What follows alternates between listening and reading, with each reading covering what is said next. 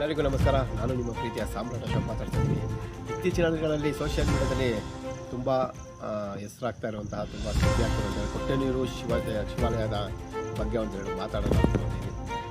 ಸ್ನೇಹಿತರೆ, ಕನ್ನಡ ಜನತೆಗೆ ಫಸ್ಟು ನಾನೊಂದು ಹೇಳ್ತೀನಿ, ಯೂಟ್ಯೂಬಲ್ಲಿ ನೋಡಿಕೊಂಡು ಇಷ್ಟು ದಿನ ಚಾಮುಂಡಿ ದೇವಸ್ಥಾನಕ್ಕೆ ಹೋಗಿದ್ದಾಯಿತು, ಗೌಡಗೆರೆ ಚಾಮುಂಡೇಶ್ವರಿ ದೇವಸ್ಥಾನಕ್ಕೆ ಹೋಗಿದ್ದಾಯಿತು, ಕಂಬಳಿಪುರಕ್ಕೆ ಹೋಗಿದ್ದಾಯಿತು, ಈಗ ಕೊಟ್ಟಿನೂರು. ನಾನೊಂದು ಹೇಳಕ್ಕೆ ಇಷ್ಟಪಡ್ತೀನಿ ಅಂದರೆ, ನೀವೊಂದು ಯೂಟ್ಯೂಬು, ಇನ್ಸ್ಟಾಗ್ರಾಮು, ಫೇಸ್ಬುಕ್ಕಲ್ಲಿ ನೋಡ್ಕೊಂಡು ಅಷ್ಟೊಂದು ಜನ ಏಕಾಏಕಿ ಒಂದು ದೇವಸ್ಥಾನಕ್ಕೆ ಹೋದರೆ ಅವರು ವ್ಯವಸ್ಥೆ ಮಾಡೋದು ತುಂಬ ಕಷ್ಟ ಆಗುತ್ತೆ. ಚಿಕ್ಕ ದೇವಸ್ಥಾನ ಏಕಾಏಕಿ ಸಾವಿರಾರು ಜನ ಹೋದಾಗ ಅದು ಒಂಥರ ಅತಂತ್ರ ಉಂಟಾಗುತ್ತೆ. ಅಲ್ಲಿ ಅವರು ವ್ಯವಸ್ಥೆನ ಮಾಡ್ಕೊಂಡಿರಲ್ಲ, ವ್ಯವಸ್ಥೆ ಮಾಡ್ಕೊಳ್ಳೋಕ್ಕೆ ತುಂಬ ಕಷ್ಟ ಆಗುತ್ತೆ. ಏಕಾಏಕಿ ನಾವು ಹೋಗಿದ್ದು ನಮ್ಮದು ಇದು. ಹಂಗಾಗಿ ಅಲ್ಲಿ ಕನ್ನಡಿಗರಿಗೆ ಅವಮಾನ ಆಗ್ತಿದೆ ಅಂತ ತುಂಬ ವೀಡಿಯೋಗಳು ಹರಿದು ಬರ್ತಿದೆ, ತುಂಬ ಸೋಷಿಯಲ್ ಮೀಡಿಯಾದಲ್ಲಿ ತುಂಬ ವೀಡಿಯೋಗಳು ಹರಿದು ಬರ್ತಿದೆ. ನಾನೊಂದು ವಿಷಯ ನಮ್ಮ ಕನ್ನಡಿಗರಿಗೆ ಇಷ್ಟಪಡ್ತೀನಿ. ಮೊದಲನೇದಾಗಿ ನಾವು ಅರ್ಥಕೋಬೇಕು, ನಮ್ಮ ಕರ್ನಾಟಕದಲ್ಲಿ ಇಲ್ಲದಿರುವಂತಹ ದೇವಸ್ಥಾನಗಳು, ಇಲ್ಲದಿರುವಂತಹ ಶಕ್ತಿ ದೇವಸ್ಥಾನಗಳು, ಶಿವನ ದೇವಸ್ಥಾನಗಳು ಬೇರೆ ರಾಜ್ಯದಲ್ಲಿ ಯಾಕೆ ಎಲ್ಲಿದೆ, ಅಲ್ಲೇ ಹೋಗಿ ಶಿವನ ದರ್ಶನ ಮಾಡಬೇಕಾ? ಯಾಕೆ ನಮ್ಮ ನಂಜನಗೂಡು ದಕ್ಷಿಣ ಕಾಶಿ ಅಂತ ತುಂಬ ಹೆಸರಾಗಿದೆ. ನಂಜನಗೂಡಲ್ಲಿ ಶಿವ ತಪಸ್ ಮಾಡಿರೋದು ದೇವಾಲಯ, ಪುರಾತನ ದೇವಾಲಯ. ಆ ಪುರಾತನ ದೇವಾಲಯಕ್ಕೆ ಹೋಗಿ ಅಲ್ಲಿ ಶಿವನ ದರ್ಶನ ಮಾಡಿ.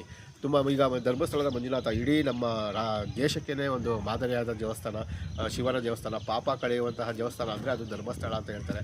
ಅಲ್ಲಿ ಹೋಗಿ ದರ್ಶನ ಮಾಡಿ. ಬೇರೆ ರಾಜ್ಯಕ್ಕೆ ಹೋಗಿ ಬೇರೆಯವ್ರ ಕಡೆಯಿಂದ ನೀವು ಅವಮಾನ ಪಡ್ಕೊಂಡು ಇನ್ಸ್ಟಾಗ್ರಾಮಲ್ಲಿ, ಫೇಸ್ಬುಕ್ಕಲ್ಲಿ ನಮಗಿಲ್ಲಿ ಸರಿ ಇಲ್ಲ, ಹೆಣ್ಮಕ್ಳಿಗೆ ನೀರು ಹಚ್ಚಿದ್ದಾರೆ, ಲೈನು ತಳ್ತಿದ್ದಾರೆ, ಕನ್ನಡಿಗರ ಅವಮಾನ ಮಾಡ್ತಿದ್ದಾರೆ ಅಂತ ಹಾಕಿದ್ರೆ ನಮ್ಮ ಮಾನ ಮರ್ಯಾದೆನ ನಾವೇ ಕಳ್ಕೊಂಡಂಗಾಗುತ್ತೆ. ದಯಮಾಡಿ ನಾನೊಂದು ನಮ್ಮ ಕನ್ನಡಿಗರಲ್ಲಿ ಒಂದು ರಿಕ್ವೆಸ್ಟ್ ಮಾಡ್ಕೊತೀನಿ, ಮನವಿ ಮಾಡ್ಕೊತಾ ಇದ್ದೀನಿ ಅಂದರೆ, ಅಲ್ಲಿಗೆ ಹೋಗೋದನ್ನ ಬಿಡಿ. ಫಸ್ಟು ನಾವು ಬುದ್ಧಿ ಕಲಿಯೋಣ ಅಂತ. ಒಂದು ಇನ್ಸ್ಟಾಗ್ರಾಮಲ್ಲಿ, ಫೇಸ್ಬುಕ್ಕಲ್ಲಿ ವೈರಲ್ ಆಯಿತು, ಅದಾಯಿತು ಇದಾಯಿತು ಅಂದ್ಬಿಟ್ಟು ಏಕಾಏಕಿ ಸಾವಿರಾರು ಜನ ಹೋದಾಗ ಅವ್ರಿಗೂ ಅಲ್ಲಿ ವ್ಯವಸ್ಥೆ ಮಾಡ್ಕೊಳಕ್ಕೆ ಆಗ್ತಾಯಿಲ್ಲ. ಹಾಗಾಗಿ ನಾನು ಹೇಳೋಕ್ಕೆ ಒಂದು ಇಷ್ಟಪಡ್ತೀನಿ ಅಂದರೆ, ಫಸ್ಟು ನಾವು ಬುದ್ಧಿ ಕಲಿಯೋಣ. ನಮ್ಮ ರಾಜ್ಯದಲ್ಲಿರುವ ದೇವಸ್ಥಾನಕ್ಕೆ ಭೇಟಿ ಕೊಡೋಣ, ನಮ್ಮ ರಾಜ್ಯದಲ್ಲಿರೋ ದೇವಸ್ಥಾನನ ಫಸ್ಟು ನಾವು ಬೆಳೆಸೋಣ. ಅಲ್ಲಿ ಹೋಗಿ ನಾವು ಶಿವನ ದರ್ಶನ ಮಾಡೋಣ. ಅಲ್ಲೇ ಹೋಗಿ ಶಿವನ ದರ್ಶನ ಮಾಡಬೇಕು ಅಂತ ಯಾರೂ ಹೇಳಿಲ್ಲ, ಯಾರೂ ಹೇಳೂ ಇಲ್ಲ.